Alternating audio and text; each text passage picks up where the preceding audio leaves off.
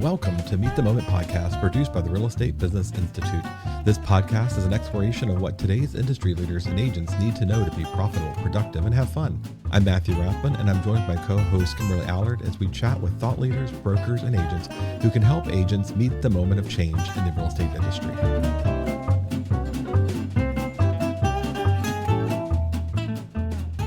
Hello, everybody, and welcome to the Meet the Moment podcast. We are today with Kimberly Allard, who is my favorite co-host ever, and JoAnne Poole, who is our guest today. JoAnne, how you doing? I'm doing great. It's nice to be able to talk to you and Kimberly today. Yeah, well, it's nicer to talk to Kimberly than it is me. I get that. So, Kimberly, how are you doing? I'm well, thank you. It's so good to be back, and with our special guest today, JoAnne Poole. We get really excited about our guests, don't we, Matthew? We do. We get so excited. We actually plan, and we're not inherently planners for things. So we have notes here. We're ready to go. We are. So JoAnne, again, thank you for joining us. We have a lot of fun here, and we're thrilled to have you. So could you just tell our listeners, did you give them a little bit of information about just some background about yourself? I'd be happy to. It's one of those things where over so many years, you try to come up and remember most of what you've done. So I'll try to do that. I've been a realtor since 1986, and I currently am the owner broker for Poole Realty, but I'm also an associate broker for Berkshire Hathaway Home Services Home Sale Realty in Maryland.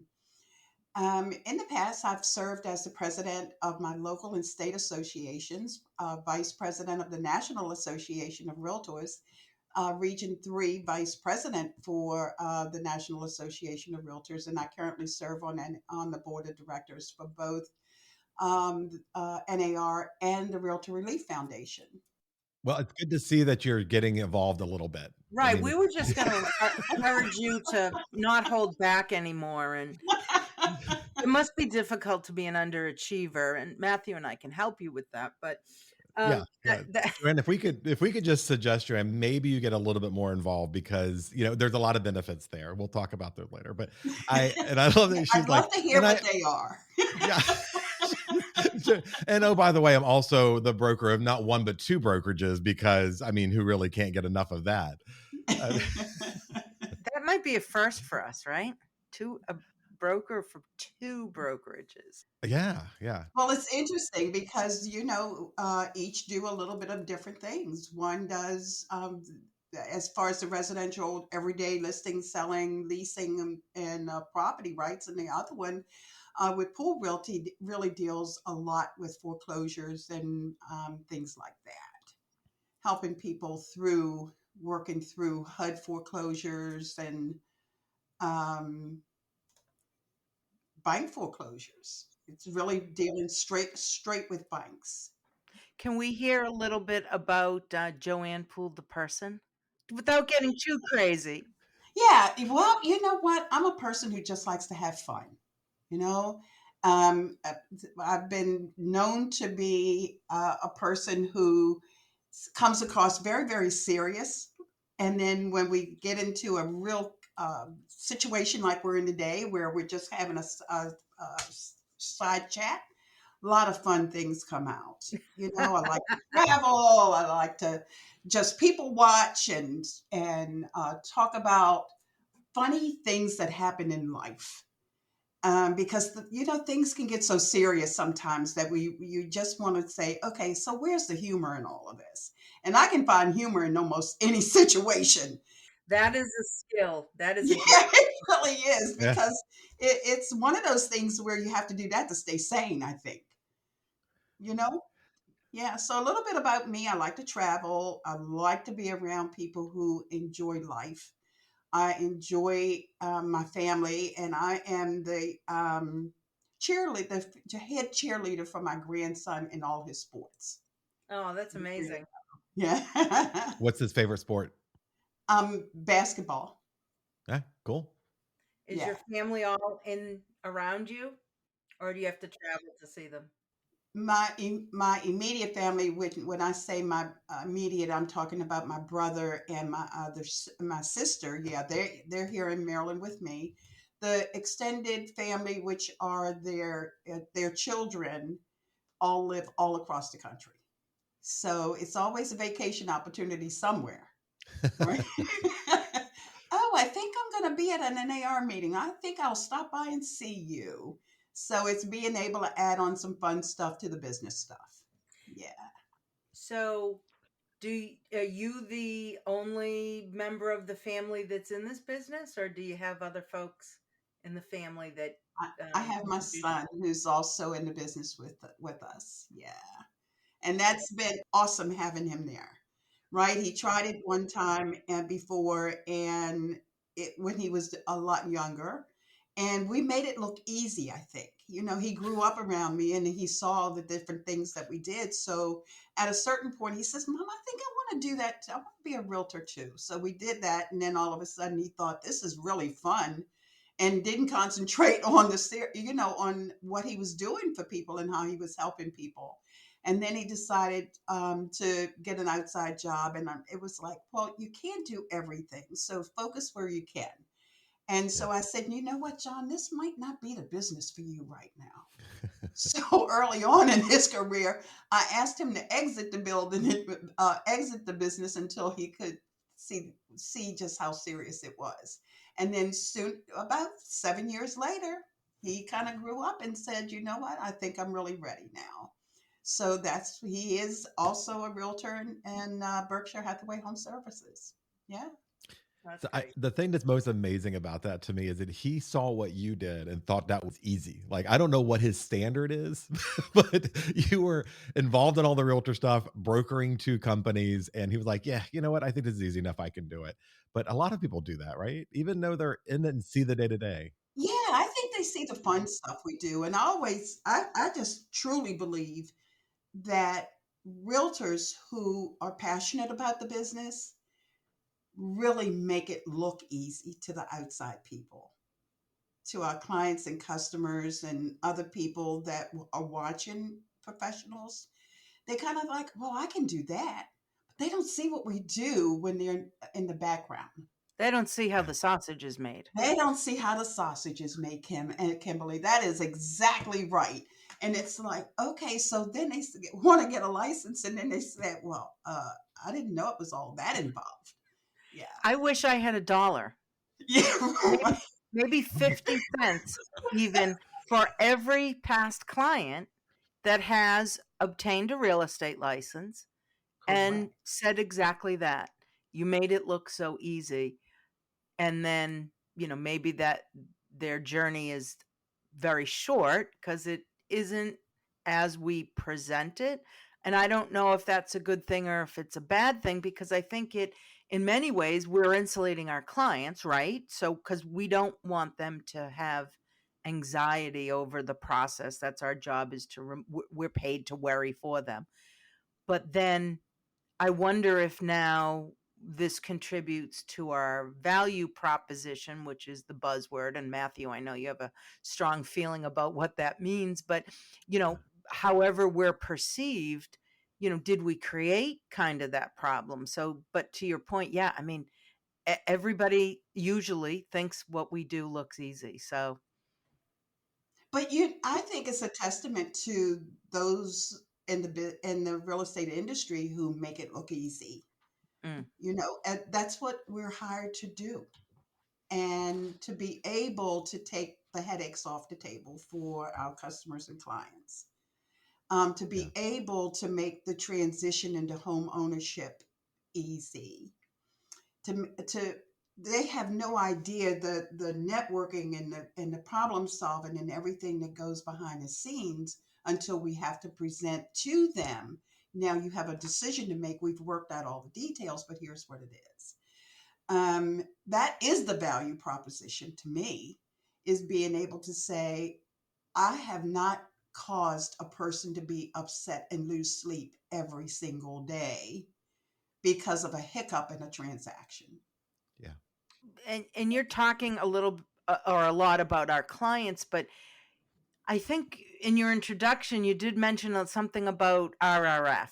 and I don't know if our listeners even I think you maybe even spelled it out for us. So I'm going to ask you, because I know RRF talks about not only customers and clients, but really the population, the general population. Could you just share with our listeners about a little bit about what that is, what it does, how it benefits others, and really give us an idea of how important it is?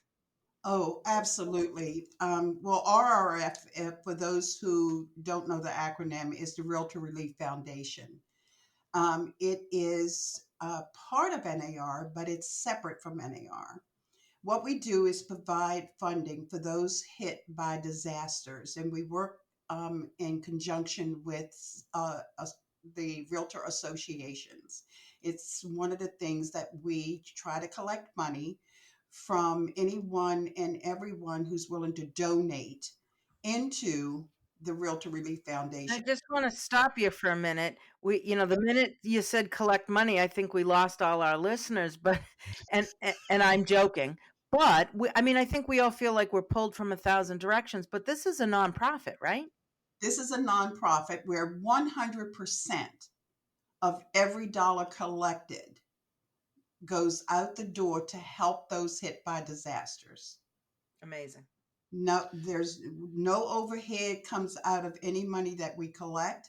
That the overhead is paid by the NAR, with us being able to continue to help anyone and everyone hit by a disaster, as long as the associations approach us asking us to help. So it's a partnership.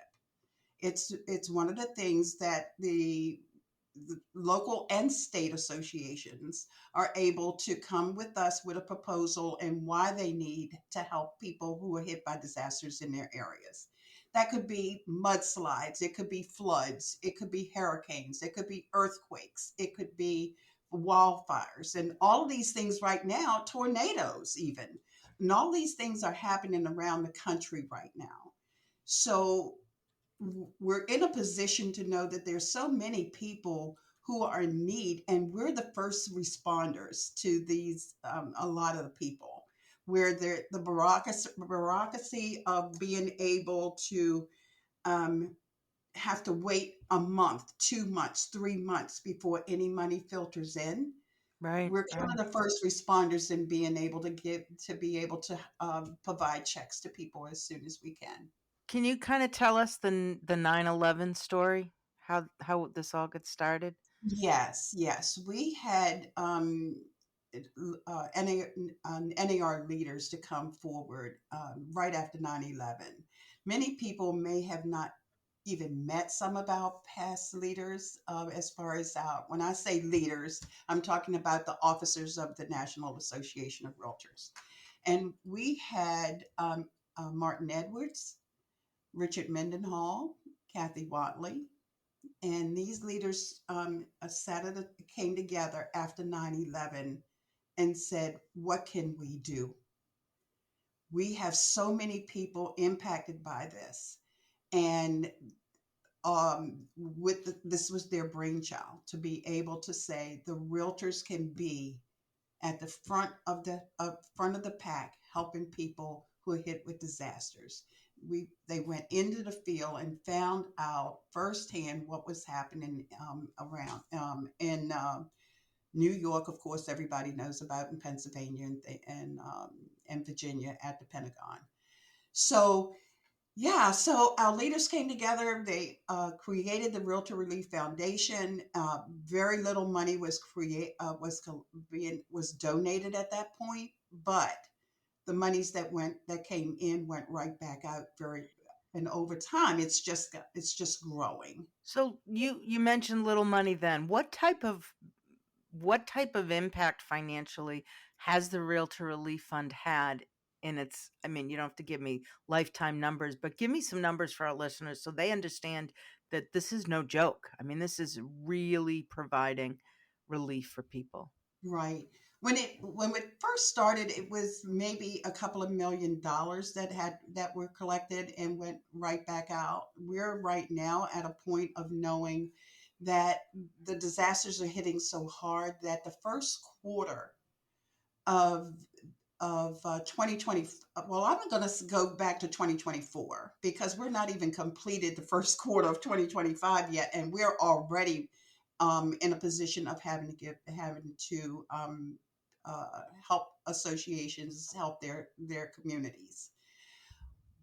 But we're in excess of $11 million of Great. being able to help people in 2024 to maybe a $1,500 check, maybe $1,000 check. And so multiply those amount of checks to the amount of families that we're able to help.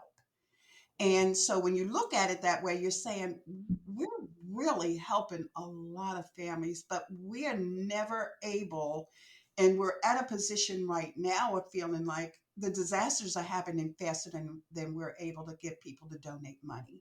So the need is great. And we do have an anniversary that's coming up, and that will become a big fundraiser that we're going to have to try to collect more money and have more people to donate. But right now in 2025, we are at a point of knowing that we have already put out to help communities at about $2.5 million. It's just amazing. It's just amazing. Thank you to the Realtor Relief Foundation for all that you've done. I'd like to introduce Matthew Rathbun, who I've not been acknowledging for the last 20 minutes. But before I give him the opportunity to speak, because apparently I've just dominated this whole thing, I feel badly. But before we do that, JoAnne, please give us some information on how people can participate and contact the Realtor Relief I Foundation. was just getting ready to say, Kim, I really appreciate that because one of the things that I really want everyone to understand is that the Realtor Relief Foundation is not just about realtors. The monies that we donate don't go to necessarily to all the realtors. Are realtors impacted? Sure they are. But we're talking about communities. So, and anyone is able to donate to the Realtor Relief Foundation. Anyone is able to benefit from the Realtor Relief Foundation. And so there's a QR code, and which, of course, this is a podcast, so we won't share the QR code. Oh, look at there it is. Guys, it is dot square dot. Yeah. Hold your phone. Hold your phone up. Okay, guys, hold on. Hey Siri, go to the Realtor Relief Foundation website. Yeah, right. Now it's everybody's phone is listening. Their Siri just lit up. Yeah, but it's really one of the things that you can easily donate by just using your phone, and you can do a text to 71777, and that you can make a donation directly to the Realtor Relief Foundation, or you can go to rrf.realtor/donate. And it will take you right to the sites for you to be able to make a donation. You can make a one-time donation. You can make a monthly reoccurring donation.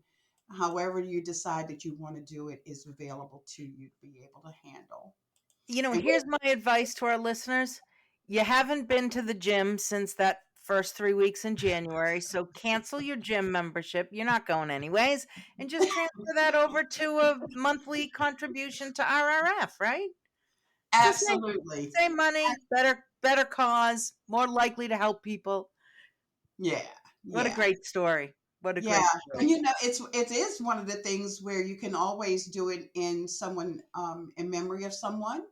You can do it to provide help somebody with fundraising for one of their preferred donations that they like to make to organizations. However you decide that you're going to do it, you can do it anonymously. But it is one of the things that, however you decide that you want to do it, please do it. You never know when Just do it. It's going to be your turn to be impacted by a disaster. Yeah, and we'll put a link in the show notes too for the Realtor Relief Foundation, and hopefully everybody will go and contribute there who's listening. Hey, you gotta, we're gonna be talking a little bit more. You're gonna get some more wisdom from JoAnne. So drop a couple bucks there, and forget getting eggs this month. You can just give the money to Realtor Let's not Relief get Foundation. crazy. Your money will go a lot further with Realtor Relief than it will getting eggs. It's always interesting to me because people that have really good hearts, and they sometimes feel like their donation is too small. No donation is too small. Yeah. Right? If it's $5 and $10, if we had every 1.5 million realtors give $5, think about what that would do. I can't do math, but that's a lot of money. That's a lot of money. Yeah. I mean, it's 1.5 times 5. That's a lot. I don't know. Just yeah. Oh goodness. So, Jared, what we all have these passion projects, and love that yours is Realtor Relief. It's so important, and especially right now, like it's kind of a scary time. Like insurance is getting harder. They fight and they take forever to pay, and I mean, it's just that's a whole different episode we'll do one day on insurance impact in real estate and what we're seeing emerge. But I understand you're also of the DSA, so why don't you tell us a little bit about the DSA program? Sure. DSA stands for Distinguished Service Award, and I'm a recipient of the award. In 2018, I was presented that award of one of all of our realtors who achieve major milestones. The Hold on. DSAs are I think you're just minimize that. All of our realtors, which would be almost 1.5 million, right? So that's JoAnne, you're being very modest here, so I'm going to correct you. Huge recognition, a huge, just an outstanding type of recognition from this organization. And how many DSAs are there? Because I know you're not going to boast about it. What is it, 80? I was number 93, and we're now at 104. Okay, so now you can continue now that everybody understands that you're 100 out of 1.5 million. Go ahead. Yeah. It's hard to describe because it's so humbling to be able to even be considered, I think, to get to a point of actually being the recipient. If you could have an opportunity to have a stage and see who the Distinguished Service Award recipients are, and then you realize, oh my gosh, I'm in this group, and all I've done all my life is what I thought was right, and I feel like I've been able to give back as much as the organization had given me, and to be in a group of peers that I have respected over my career, and being able to be the recipient of it has been one of the highest and best things that have happened to me in my real estate career. It's a tearjerker. I mean, I say that and it sounds sarcastic, which I always am, but in this case, I'm very sincere. You're surrounded by your peers. There's probably a couple thousand people. Typically, they announce it at a directors meeting in front of everyone, and the crowd gets on their feet because this is such an accomplishment that so few people get, and this is really a lifetime achievement award. Again, distinguished service is exactly what it is. So, JoAnne, congratulations. I mean, it was a joy to see your name announced. It was a pleasure to watch you receive it. And I feel like, and now this is just my opinion. It's certainly not anyone else's, but I really do feel like a lifetime of distinguished service is something that, we hold presidents and leaders of our organization in very high regard. But sometimes that has a gradual peak and then it, kind of falls off on the other side. But a distinguished service recipient, not that it's any worse or any better, and not a president is any worse or any better, but it is certainly different, and it is recognized as the most prestigious recognition in our organization for a long-term service. So again, congratulations. And if somebody wanted to nominate somebody for a DSA, they would go to their association and find out how to do that, right? Correct. And right now, the portal has opened on the NAR website at nar.realtor /DSA, and all the information that you need to apply and the different things that you need to know about DSAs is located right there. There's even a video that can be played there that talks about what a DSA is, because a lot of our members have never heard of a DSA. You talk to people and it's like, well, what does that mean? And who brought that up? And who made that up? Who made that one up? Made that up. These big gold badges. Who did that? Well, I was just going to say next, for those members who are wandering around conferences and wondering who are the people, because we're all about the badges, who are the folks wearing these square gold badges? Those are your DSA award recipients. And, walk up to them and introduce yourself and congratulate them and get some advice, so that's the gold badge that you see. Kimberly, I'm glad you said that, because one of the things that we do talk about as DSAs is we would love to make sure we're resources to other realtors. We don't see ourselves as rising above other realtors.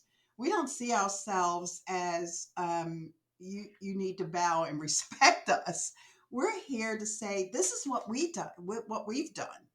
And we would love to be able to help you do whatever it is you want to do in the real estate career when it comes to being a volunteer, and how to get on a committee and how to maneuver through the system. Yeah. So new members, people that have been volunteering for years, people that have never volunteered, you see a DSA now. Usually at a conference, they're the ones running at a quicker pace because you guys are everywhere. Everybody wants you on their committees and wants you to speak even for a few moments at, some type of event. So if you see a DSA with the gold badge and they're running down the hallway, that may not be a good time to stop one, but, figure out who they are. And like you said, use your resources. JoAnne, you and I have had some conversations, some pretty silly ones and some very serious ones. Yes. But there is no better resource than somebody who has been in the trenches, and I say that as a compliment, for such a long period of time in so many different aspects of the organization. And again, that's what distinguished service means. So you're right. I mean, all of the DSAs are a wealth of knowledge, and I'm thankful that you're willing to put that out there to be approached and have a discussion. Oh yeah. We're all people persons, and who want to help other people to achieve their dreams. You hear in the background a lot of times things are clicks, and you can't get on this and you can't do that, and nobody's told me how to get started. And I would like to think that that's what we can do. Yeah, they're clicks. I'm not going to say they're not, because there are, but they're good clicks in some cases, right? And so the DSAs are not a clique, but we are people who come together with the notion that we've been where you are, and we want to get you where we are. So there's a couple of things that strikes me as I'm listening to this conversation. One of which you said you're 104 of 1.5 million, which happens to roughly be the same number of agents who actually made a living doing real estate last year. But You're going to edit that out. Don't know that we are. I don't know that we are. Have it. No, I'm just sitting here. I want to come back to the gold badge being meaningful. To me, it's not just a gold badge. Um, this is a long time concern for me in our industry, is that we give out awards a lot, and we never really break down. Like, the consumer doesn't know the difference between a Sterling R and a Chairman's Circle for Yeah. RPAC. They don't know or care. They don't know whether you got, your mom's favorite realtor or the $1 billion club at your local association. Within our institution, though, getting recognition is actually quite frankly challenging, and that gold badge represents a lot of stuff that no one knows about, the stuff that you did in the background to get there. I know a handful of the 105 well enough to know that. And at our association events, you show they have this table with 6,000 colorful ribbons you can put on there. People, run around with them, and they have, 15 different committees they've served on, past Realtor of the Year, and all the rest of these things. And I don't do that anymore. And it's not to say that I'm not dissing anybody who actually does it, but I don't do it anymore because, honestly, if I haven't built a relationship with you and you don't know my value, the ribbons aren't telling a story. The gold badge is different because it is setting you aside. I'm wondering, though, if you could talk a little bit about people who are thinking about getting involved. And one of the pushbacks we do get, and all of us here have served, I'm not served nearly as much as, Kimberly's been an RVP, a regional vice president. You have done all the things. JoAnne, I'm I do my state, my local, and some national committees. I still hear, and I've been doing this year a lot of leadership training for association committees. I still hear that one of the biggest barriers is the perception from our members that the leadership team is a clique, and you touched on it a little bit. And it is, because we have something in common, and clique's one word for it, but just we're here for a common message. And I don't know how to say this other than being a volunteer leader is because generally you believe in the mission. There are people who do it just for the resume, and they never get to the levels that even the levels the three of us have achieved in our career. Again, mine being lesser than the two of you. So talk to me a little bit about how if we're currently in these roles as a DSA, as RVPs, as presidents of affiliates, how do we get those members over the perception of it being a clique, or that volunteering is actually benefiting more than just being a member? What are some of the techniques that you suggest we use as leaders to recruit new leaders with those objections? I'm glad you asked that, Matt, because one of the things that I think people believe is it's a clique because they've not asked to be invited in. Mm. Leaders need to you never know who's watching you. I always refer to that. You never know who's watching you. Or everyone is watching. Well, everyone is watching you. And they're waiting to see how you perform in any given situation, right? And they're looking to see, what? They bring value. I love talking to them. I love hearing their opinion on things.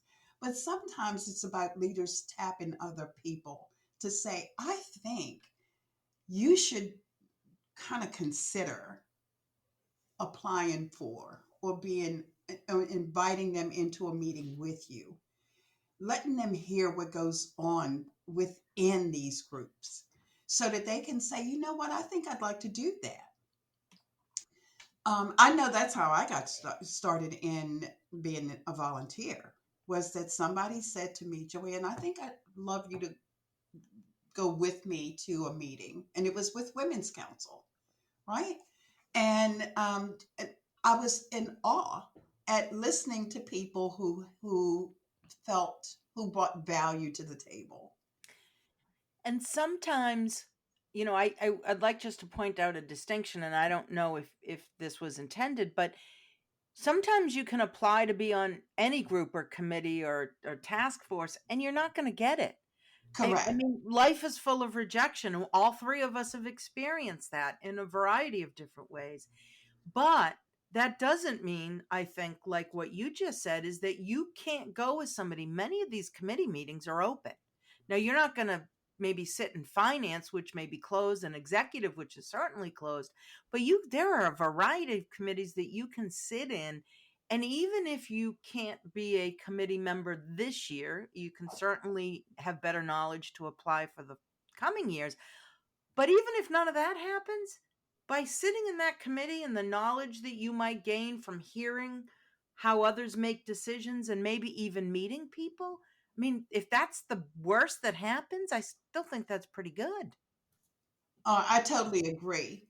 When you think about the value of listening to other people, especially on topics that are maybe a semi passion, because sometimes you don't even realize it's a passion of yours till you hear people start talking about things and you realize, oh my gosh, yeah, I feel the same way. Or no, I don't feel that way. I wish I could talk up about it. And so being able to be in those meetings bring an experience that you can get like no other, Kimberly. I totally agree with that. First and foremost, it's letting people know you have an interest. It's allowing people allowing you to network with other people that you would never get to network with.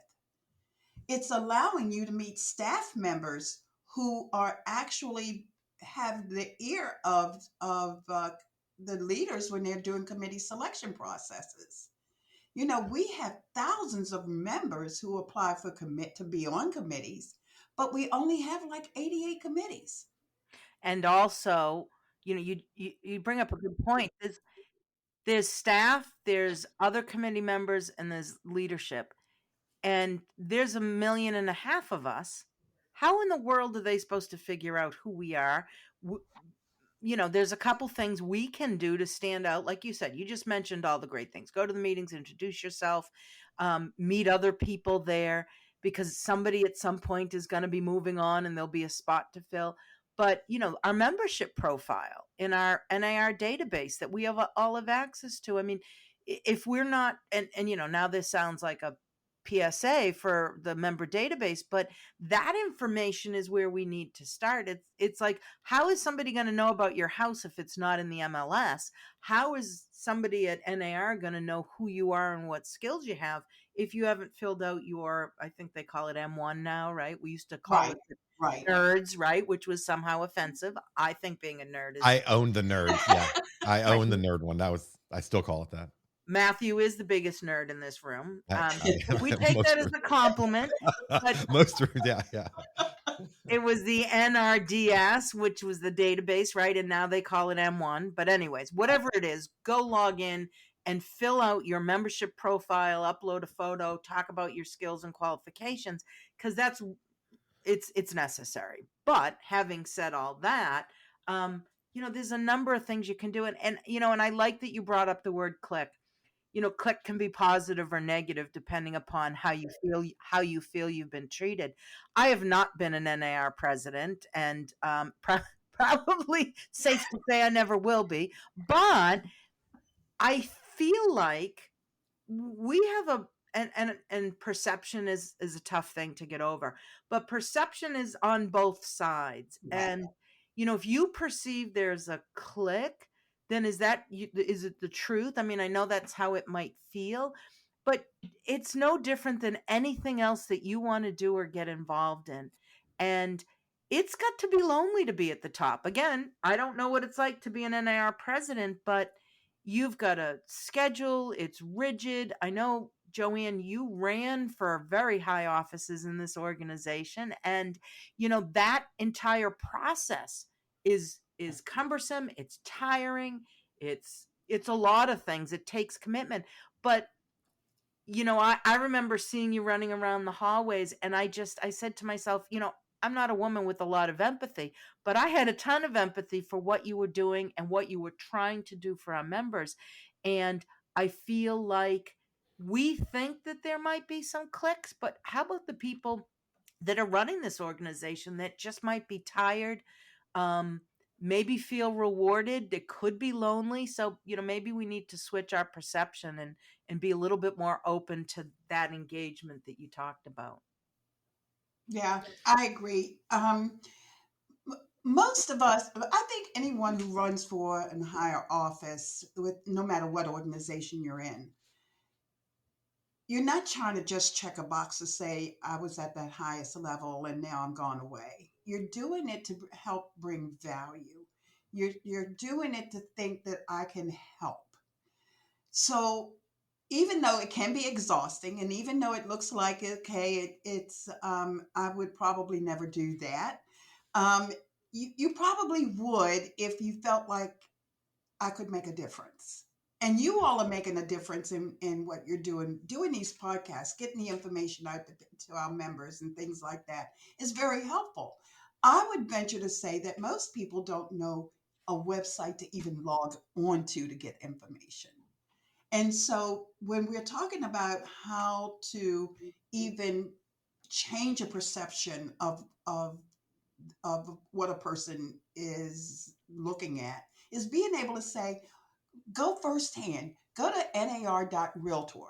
Start there if what you're interested in is knowing about what our organization is even about. How many of our members are part of the National Association of Realtors because they don't think they have a choice? Yeah. Right? So now that you are, you need to know what you belong to. Once you've decided, okay, I'm going to go down that route, and at least I know why I'm part of this organization, is, oh, they have meetings. Maybe I'd like to go to one. Maybe I should go in and just see all these people that they're talking about that's coming from all across the country. It's starting at the lowest level and working up. It's not saying that the top of the level is working down. Yeah. So it's all the perception of someone is their reality, and we know that. But the reality is that maybe your perception is not always right. Definitely. And when you I, admit to that, you open yourself up to saying, I think I want to learn this for myself. I don't want to lean on what other people are saying. I don't want to think that what I'm only seeing one side. I've got tunnel vision. So, you know, our meetings are a lot of fun in a lot of cases. When you come to these meetings, you go to get education value, and you go to network and meet people. But I'm telling you, I enjoy our meetings. I enjoy the before meetings, during the meetings, but I enjoy the after meetings more. So, it's all about where do you start and how do you change your outlook. And yeah, the clicks, you might become part of one of those clicks that's for the better. You never know. I only started volunteering so I could be part of a clique, because in school, not so much. I mean, the nerds, sure, but um, look, no, kidding aside, look, I do want to. I think we need to have an honest conversation here, because I mean, not that we haven't had an honest one this far. Don't take that out of context. But Kimberly mentioned, that we hold our presidents in high esteem. Not all of them, right? Not all of them have been great presidents. Some of them have been ineffective. Some of them, did it to put on a resume and then they disappeared thereafter. And when I started at the association, I was just a couple months in, and I'm like, hey, this is like 23 years ago, 22 years ago now. Yeah. I said, hey, I need education. I need training. I came from a different career where there was a lot of that involved. And the CEO of our association, I think you need to get involved. Let's go to education. And this is not an exaggeration. I went to my first meeting was the education committee meeting. And there was 3 members there, and one of them quite literally fell asleep during the meeting. Now granted, she was 400 or 500 years old, so she needed a break. But I mean, she quite literally fell asleep during the meeting. And there was like 2 classes for the year for mandatory CE or something. And one of the 2 classes they had that wasn't continuing ed was self-defense for women. And I'm like, hey, that's probably valuable. But I don't know how to write a contract. And unfortunately, my broker wasn't the first broker I went to was, not great at training. And then it just started from there. And then I just kept seeing some of you, the 2 of you were talking about, the something you wanted to contribute. I went in because there was things I wanted to change. And there are 2 people that come to mind right now who are some of the biggest antagonists to our local association. I said, you know what? I'm nominating you for the board of directors. I want you to come see what's done. And if you believe you can do it better, you have an obligation to show up and do it. And both of them wound up being president and being some of the biggest cheerleaders of the association, because we got involved and see what we do. Now, there's been other misses in that area, but the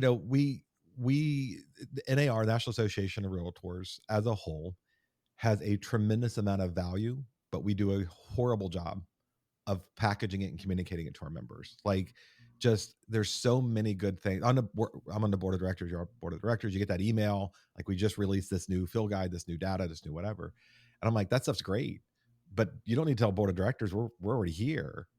We need to get it out to our members, because our members have established, and we saw this manifest a lot during the NAR settlement. It's an us versus them. If you understood, if you showed up for a minute, if you read the information, you would know that that was a salvation moment. They didn't damage you. They preserved a business model where we can still be profitable to the best of their ability. Those conversations need to be had on both sides, because I get it too. I consider it, and just to be honest, I consider it a board meeting, and I can dismiss the complaining agent who's always complaining without sitting and going, maybe they're right.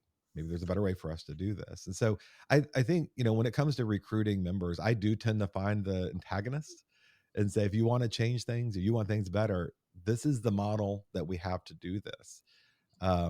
And maybe you don't have the time to be on the board of directors, but you can certainly be on professional standards. So if you think we need to raise the bar, this is the committee where we hold each other accountable. And this is a good place for you. Like for me, professional standards, standard forms, and education are my three, because I find them actionable. I'm not the party planning guy. I really don't care if we have bingo night or not. I know those things are important for some people.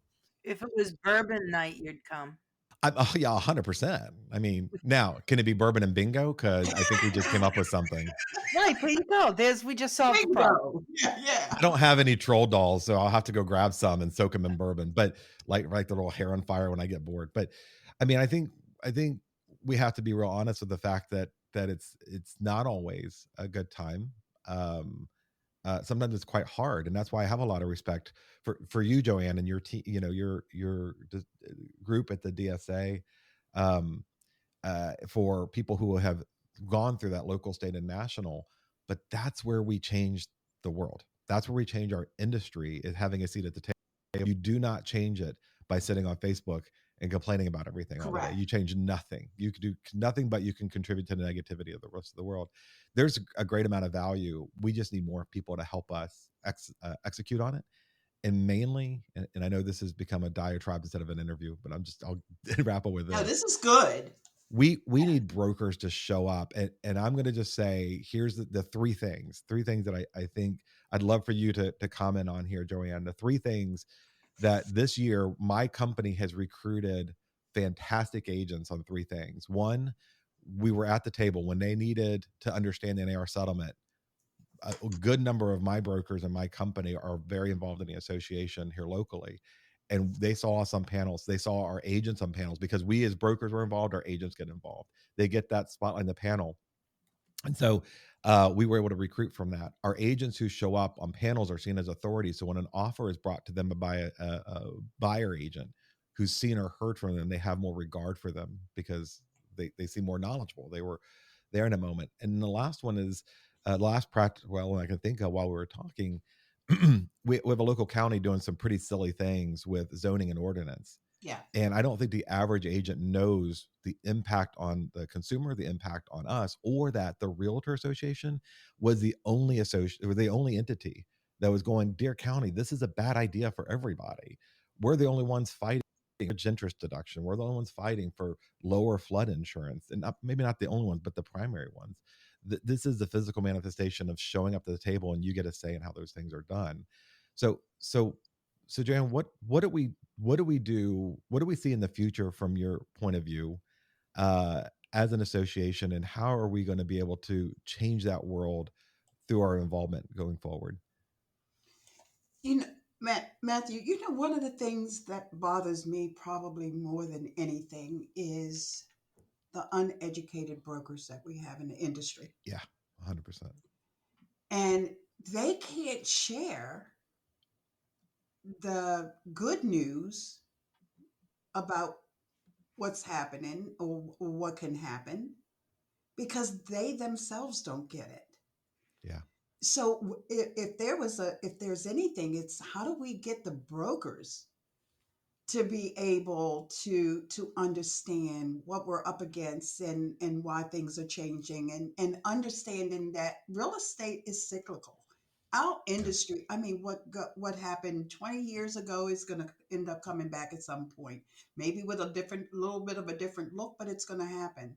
So we've got so many new brokers that have come into the industry right now to me that if you sat in the education class with them and it was a Q&A, it almost makes you cry. Yeah. Because I'm like, Yeah. well, if you're telling your agents that, then they're totally off track. And then when you have your agents training other agents because you've trained them well, then they get into butting heads and have to pick their battles. Right. So it's one of the things I think is being able to bring the brokers up to snuff into a way of feeling letting them have the confidence that what they're saying is true Yeah. and relevant and not so long ago that they haven't changed with the times. I Yeah. think I think sometimes brokers um, and agents want the new shiny penny that's hit the street, and they're changing so many different things at one time when it comes to technology and how to generate leads and how to make the industry work for you rather than you working in the industry. Yeah. That it keeps them off track. And so you have to have somebody sitting at the helm, keeping things calm and letting them know, work the plan, don't get off the plan. You change how you reach your goal. You don't necessarily have to change the goal. You have to know when industry changes are happening. When they're changing, you have to know some are good, some are Yeah. bad, um, but there's going to be a necessary evil to give some of your time into understanding and learning how to make it better. The one thing that I think we all, the three of us, know is that there's a whole group of realtors who advocate for other realtors to stay in business, right? That's right. Yeah, Yeah. I mean Very much so. that it's just what it is. And they're realtors who chase the dollar, and all their focus is on a transactional basis.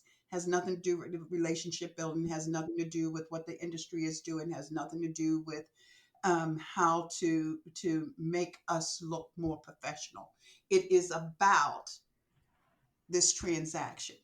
And so you've got this other group over here who's keeping them in business.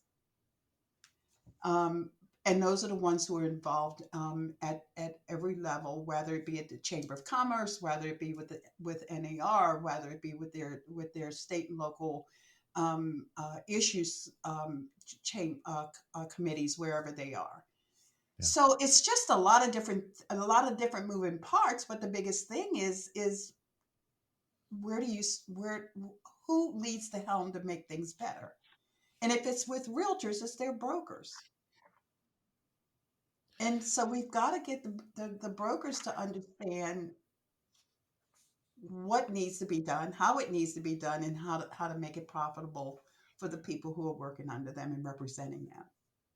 Yeah. If I think about what motivates me, sometimes, unfortunately, and I'm sure it's no shock, but I go to the doctors and the doctor tells me you got to exercise more. Well, you don't really do it, or at least I don't.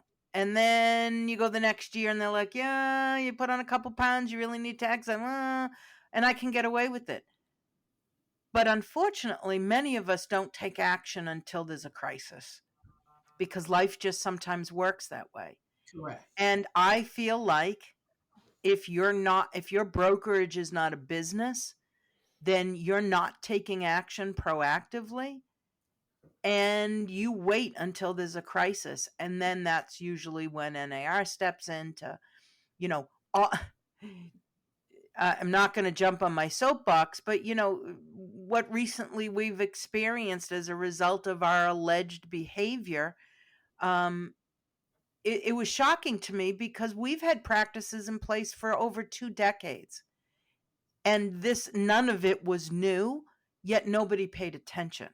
And, I'll leave it at that so people can read between the lines and say, what the heck is she talking about? But, we are our own, we create our own crises sometimes because the answers, the support, the tools, they're out there.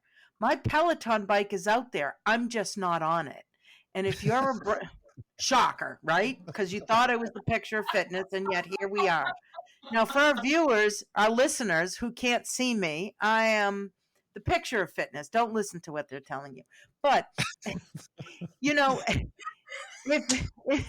and here it goes. And that concludes our program. All right. And we're out. Anyway, I'm going to summarize it this way. If you had if your brokerage or your business, if wherever your role is not where you want it to be, it's not because the tools aren't out there to help you.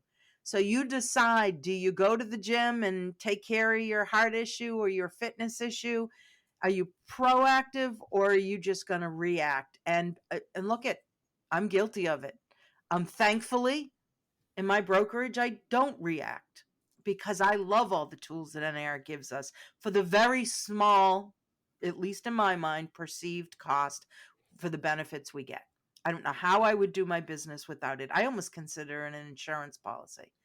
However, ask me about the gym. When was the last time I went to the gym? So I get it. It doesn't work for everybody. It's just my 10 cents. But, we can't complain that there wasn't somebody there to support us or tools to help us, because they've been there all along. This episode is sponsored by Peloton. Are you looking for something to hang your clothes on? This overpriced bike is ideal for hanging your clothes when you don't want to use it anymore. Sponsored by Peloton. Now listen, this is just going to get worse. But when I did get my Peloton, the guy shows up at the house and he delivers it. And he's like, okay, do you want me to set it up for you? I said, just put it in my bedroom because that's where it's going to be. And he says, okay, now here's you set up your account. Now you have to pick a username.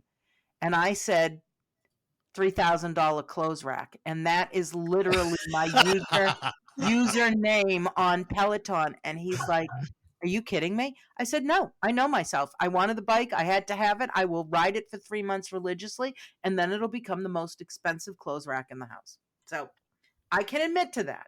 All right, JoAnne, we cut you off. She's like, I don't even know where to go with that. We're going to get sued by Peloton, so this will never see the light of day. Right, so. Exactly. It's a very lovely Peloton rack. Yeah. Well, you know what? Maybe this would be a good time to wrap up then. As we wrap up, though, JoAnne, it has been a pleasure. I do want you to answer one question. If you were king of the industry for a day or queen of the industry for a day, what would be one change you think we should work on? So I would like to get to a point where we could bring industry leaders together and at a table and talk about what's working, what's not working, how to reach people where they are. When I'm talking about industry leaders, I'm not just talking about real estate brokers and real estate licensees. What I'm talking about is real estate commissions, title people, mortgage people. Anybody who has any semblance of an idea about real estate, who is a leader in that organization, to be able to come together and say, without having any antitrust issues, right? And being able to say, this is what we're doing well. This is where we need help. This is where we're seeing things fall apart. This is why things aren't working. Now, let's sit here and figure out how to make it all right. Yeah. That would be my thing, is to be able to have those organizations, leaders to come together and hear their side and not say, we want you to hear our side only. That's great advice. Great advice. All right. Well, we end every episode asking our guests to share one app or tool or resource that you think our listeners would benefit from. What's yours? It's really funny. I think about this. We had a challenge recently and at church, and it was a fundraiser. And the fundraiser was, you would pay $1 for every app you have on your phone. Well, let's calm down. $100 and some later. Look, I'm going to fund your entire Realtor Relief Foundation if that's the contest we go to. I'm got you for the year. Oh my gosh. But it's really funny because there are different apps that I enjoy for different reasons. And so, although I would have said a year ago, maybe that Facebook was my favorite because I could engage, we could communicate, and we could just have some fun on Facebook. Oh, And that's gone to hell now. yeah, it's just too crazy now. So it's just like, okay, who am I going to let go off Facebook? So it's just like that now. But I love Pinterest. Okay. That is probably one of my favorite apps to go to. And I love YouTube. I can get anything I almost need off YouTube. It takes you to a different place, doesn't it? It takes you to a out of whole different place. If I want to be motivated, I'm going to the YouTube and find motivational videos if I have to. If I want to know the funniest, if I'm in the mood to listen to comedy, I'm going to Facebook and listen to some good comedy. I want to see cats play the piano. Yeah, there you go. All right, that's okay. Good. And YouTube, those are solid choices. Kimberly, what you got? Well, this one's a tough one. I know there's a lot of difference of opinion out there when it comes to open houses. And I'm sure we'll do a podcast on that at some point. But if you are doing open houses and you do need to know who's in your open houses and, you're not having luck with that 1967 sign-in sheet that people have been using for decades, right? You can, there's an app out there called Curb Hero, which really just allows you to customize your own sign-in process. And believe it or not, you hand somebody an electronic device and ask them to sign in. Not only might you lose that electronic device, so you probably want to do it somewhere where they're not going to run off with it, but people like to do those things. They like to press buttons on screens and fill them in. It covers a couple of issues of liability. You know who's in the house, first of all. You also have the ability to follow up with these people should there be any interest in the property. That would be a missed opportunity if you couldn't. And then you also maybe have permission to follow up with them if you have proper disclosures. And we certainly don't want to be reaching out to people who we don't have permission to follow up with. So checks off a bunch of boxes. Curb Hero. It is free for the basic part of it. And if you wanted to partner with a lender, the lender could cover the costs of the enhanced version. So there you go. All right. Mine is, we just did an episode not long ago about Apple and AI stuff that is coming out. My go-to recently has been Apple Voice Memo because it does do a transcription of whatever I'm talking to it about, and I can just get it later. So when I'm driving a car, walking the dog, doing whatever, I can, narrate whatever, like what I want AI to do or something that I blog post even. And now I can just chat, get it out of my system, come back, edit it, and send it out. I've done it for complex emails that need to be sent or just again things. And the funny thing is, when I get done speaking and it gives me the transcription, I look at it and go, "Ooh, we've got to soften that up." I'm so glad I didn't just type that out because it sounds different when you're saying it than it does. But yeah, the Apple Voice Memo has been kind of a go-to to me. I've got a whole library of things I can now just take the transcription and copy and paste into whatever app I need to for new content or writing emails to clients and blog posts and things like that. So those are mine. Well, I want to thank you both because those are two new apps that I have not checked in about. So I will do that today. And we hope our listeners enjoyed that as well. Yeah. And I'm going to go count all the apps on my phone. New fundraiser.